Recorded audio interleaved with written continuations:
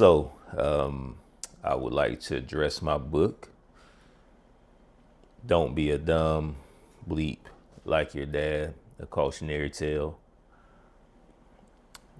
I'm not going to lie. I thought about doing the little Netflix thing, but this is going to be a serious conversation. Um, in the process of that book, I realized I didn't put God first. Um, I didn't pray and ask God, should I write the book? Uh, didn't ask God what the book should necessarily be about. Should I change or add anything? Um, I didn't even ask God to help me make sales. Like I didn't even ask God, like, Lord, please help me promote it and make lots of money off of this. Uh, Makes you wonder. So, what was I really even getting out of the book? Um, part of that, part of that does lead me back to thinking about idolatry, which that's my daily fight amongst other things. And let me first, once again, bring up or give a definition of idolatry. Idolatry is the worship of an idol or a false god. Extreme admiration for something and giving ultimate devotion to a created thing instead of the creator. Now, when I first heard this definition, I just thought, okay, so I'm bowing, praying to something, like worshiping something. But it's much simpler than that, much more common than that. When we idolize celebrities, worship money, our significant others, our family, fitness, seeking attention, even ourselves, worship ourselves, worship status, sex, any of these things. Yeah.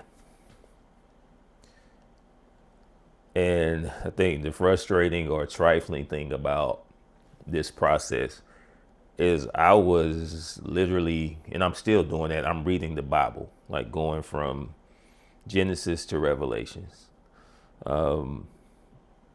And literally in the second book of the Old Testament, it says this. We go to Exodus chapter 20, verse 3 through 5. You should have no other gods before me. You should not make for yourself a carved image or any likeness of anything that is in heaven above, or that is in the earth beneath, or that is in the water under the earth. You should not bow down to them or serve them. For I, the Lord your God, am a jealous God, visiting the iniquity of the fathers on the children to the third and fourth generation of those who hate me.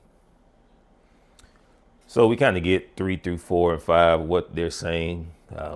Put nothing before God. But that last bit of verse 5, where it says, visiting the iniquity of the fathers on the children to the third and fourth generation of those who hate me. For a second, I thought that meant karma, because, sometimes we don't get the karma. Sometimes our children get it. But after looking more into it, it's more so saying that implies that if you're a certain way and you raise your kids a certain way, or they see this in you, there's a good chance that they're going to repeat how you are and what you are. And so basically they're saying, I guess lack of a better term, history will repeat itself and God will do your children like he's going to do you, because he is a jealous God, which makes me think, because of the book and the concept and the process of the book, but also me not setting the best example as a Christian, because I'm finally giving my life back to God. And it's, just kind of separate of what else I'm talking about. we have to set better examples for our kids as Christians. But yeah. So let me get back on track. So where was the idolatry in this? If in this book thing, if I didn't ask God for me to be able to make all this money in sales, so if I'm not doing it for sales, what am I idolizing? And pretty simple, it was the attention. The attention and idolizing myself and my talent. It didn't start out that way, but over time I realized I wanted that attention, and I wanted people to acknowledge my talent. Not just obviously the writing, but also just me for all these things. Now, here's the rub. Initially, my purpose to write the book was to, I guess, give a message or give the game to my 18-year-old son, sharing things that I've noticed. Okay, I guess my iPad is listening to me. That was scary. Let me reset. Lord, guide me. Guide my words. But I initially wrote the book to my dad died when I was 21. And there were so many things that, while he was a great father and taught me a lot, there were so many things I didn't know or learn, and I didn't have that resource.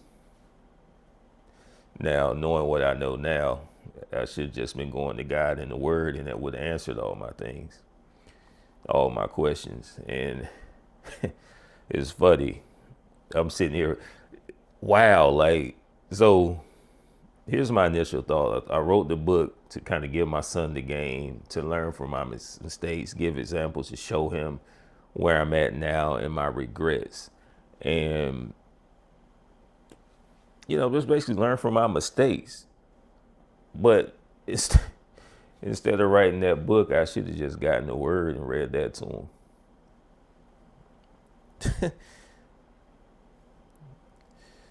God.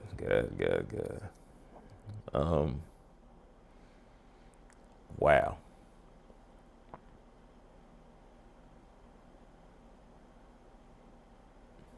Okay, I didn't expect to have that epiphany, but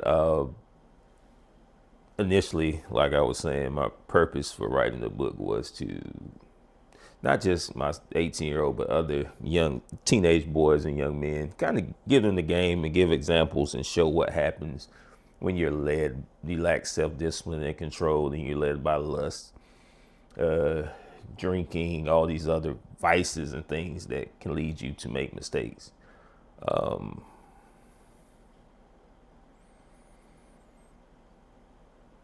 That was the initial thing, but over time, just even discussing the concept of the book, producing content, I started hearing the applause, and I started enjoying the applause.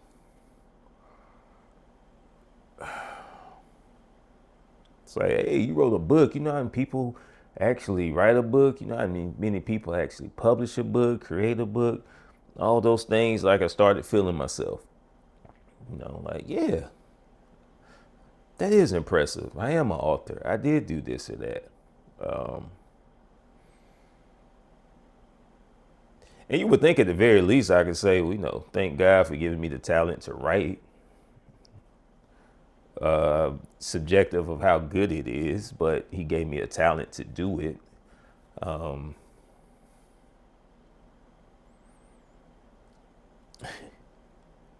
Wow. Let's see. Speaking of talent, look, we back all things with scripture.